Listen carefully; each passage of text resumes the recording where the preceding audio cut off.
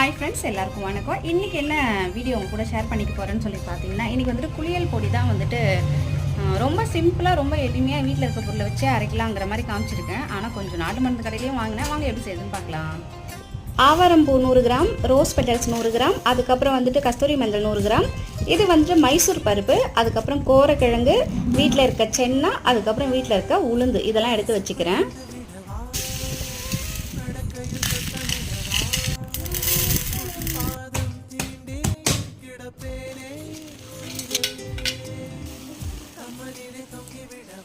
மைசூர் பருப்பு, உளுந்து, சென்னா எல்லாம் ஒரு படி எடுத்துக்கிட்டு எல்லாம் அரைச்சதுக்கப்புறம் கூட வந்து 20 பாதாம் சேர்த்துக்கிறேன். நல்லா அரைச்சி பொடி பண்ணிக்கலாம். வேணுன்றவங்க சலிச்சிக்கலாம். எனக்கு டைம் இல்லை, நான் சலிச்சிக்கல. இப்போ எடுத்துகிட்டு போயிட்டு குளிச்சுட்டு வரேன். இதோட அருமை வந்து பயங்கர ஸ்மெல்லாக இருக்கும். எல்லாம் லைட்டாக சோப்பு போட்டு குளிச்சுட்டு அதுக்கப்புறம் இந்த பொடியை போட்டு தேய்ச்சி குளிச்சிங்கன்னா ஃப்ரெஷ்ஷாக இருக்கும். அடுத்த வீடியோவில் பார்க்கலாம்.